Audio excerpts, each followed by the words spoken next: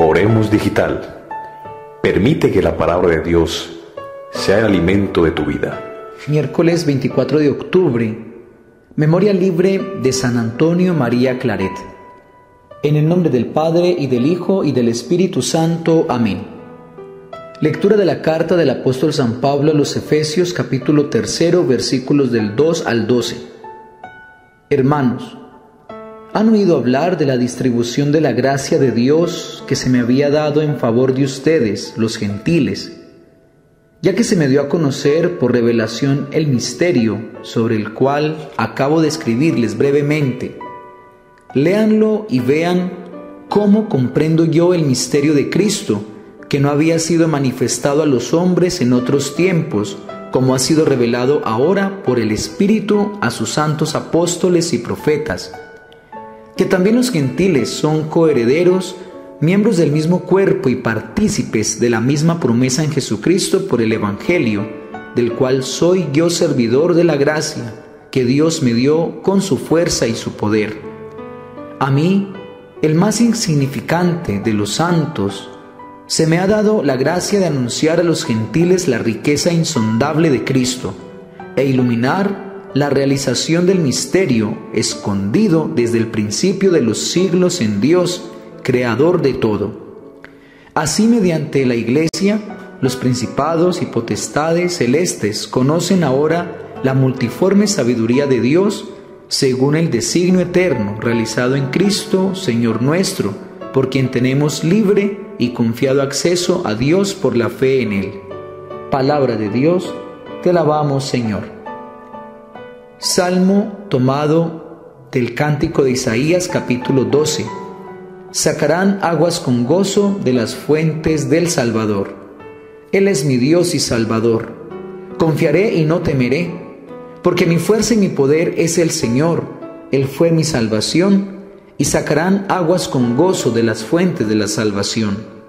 Den gracias al Señor, invoquen su nombre, cuenten a los pueblos sus hazañas, proclamen su nombre que es excelso. Tañan para el Señor que hizo proezas, anúncienlas a toda la tierra. Griten jubilosos habitantes de Sión, porque es grande en medio de ti el Santo de Israel.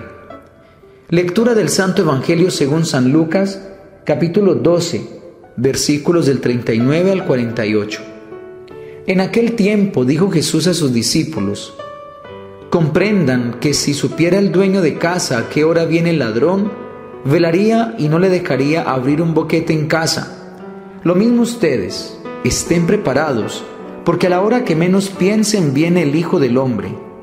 Pedro le dijo: Señor, ¿dices esta parábola por nosotros o por todos? Y el Señor dijo: ¿quién es el administrador fiel y prudente, a quien el Señor pondrá al frente de su servidumbre, para que reparta la ración de alimento a sus horas? Bienaventurado aquel criado, a quien su señor al llegar lo encuentre portándose así. En verdad les digo que lo pondrá al frente de todos sus bienes. Pero si aquel criado dijera para sus adentros: mi señor tarda en llegar, y empieza a pegarles a los criados y criadas, a comer y beber y emborracharse, vendrá el señor de ese criado el día que no espera y a la hora que no sabe, y lo castigará con rigor, y le hará compartir la suerte de los que no son fieles. El criado que, conociendo la voluntad de su señor, no se prepara ni obra de acuerdo con su voluntad, recibirá muchos azotes, pero el que, sin conocerla, ha hecho algo digno de azotes, recibirá menos. Al que mucho se le dio, mucho se le reclamará. Al que mucho se le confió, más aún se le pedirá. Palabra del Señor, gloria a ti, Señor Jesús. Muy buenos días, queridos amigos y hermanos en el Señor Jesús. Tengan todos un feliz miércoles.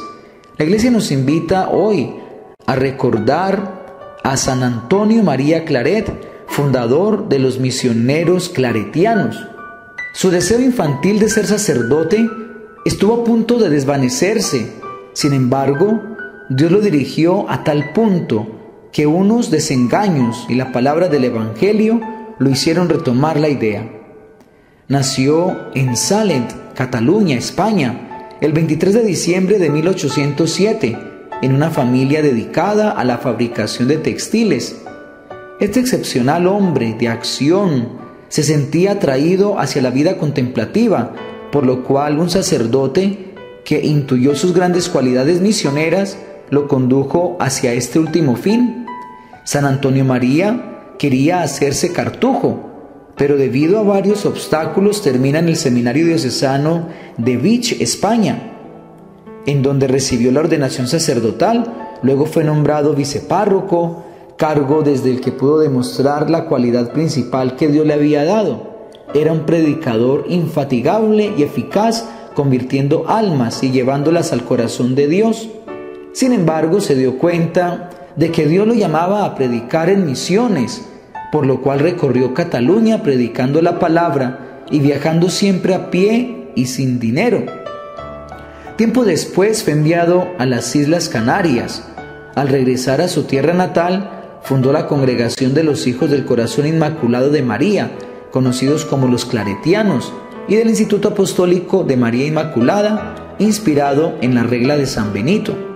Posteriormente fue nombrado arzobispo de Santiago de Cuba por propuesta de la reina Isabel de España. Allí permaneció 7 años y dejó una inolvidable huella de servicio y amor. Durante su estancia en la isla, San Antonio María Claret condenó la esclavitud de los negros e impulsó su formación.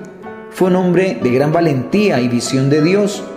Tuvo un profundo amor por la Santísima Virgen María y recomendaba a los fieles cristianos: récenle el Santo Rosario todos los días con devoción y fervor, y verán cómo María Santísima será su madre, su abogada, su medicina, su maestra.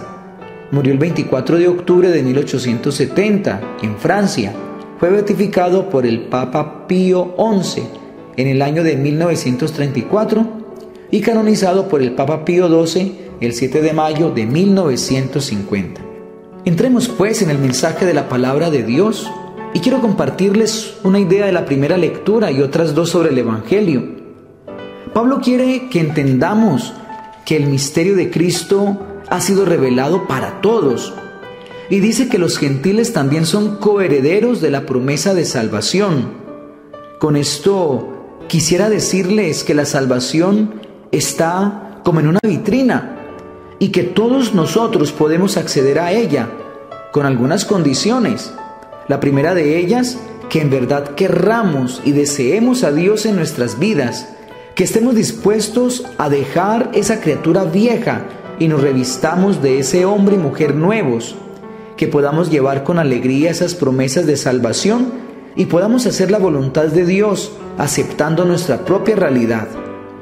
Yo sé que para esto tenemos muchos enemigos y que esos enemigos, como en los tiempos de Jesús, pueden estar tan cerca que pueden ser hasta los más ortodoxos de nuestra iglesia.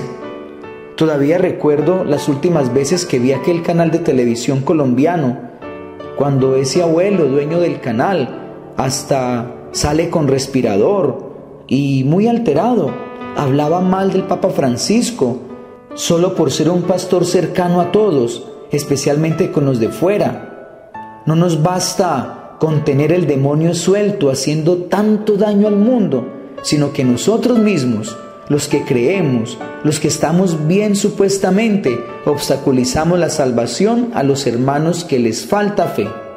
Qué bueno, mis queridos hermanos, que en vez de estar juzgando a los demás con un Dios severo y castigador que nos hemos inventado, podamos ir a todos los lugares y con la fuerza del Espíritu Santo poder inculturizar el Evangelio, que podamos llevar a Jesús a todas las culturas y ambientes, y que sea Jesús mismo el que se encargue del resto. Sobre el Evangelio sigue nuestro Señor Jesucristo insistiendo sobre el tema de estar bien preparados para el momento final.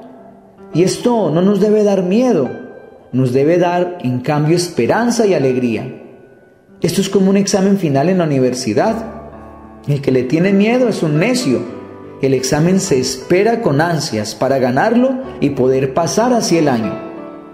El momento del encuentro con el Señor debe suceder para recibir el premio y pasar a la eternidad. Y termino con esta frase: al que mucho se le dio, mucho se le reclamará. Si conoces qué te ha dado el Señor, cuánto te ha dado el Señor, respóndele con esa misma generosidad.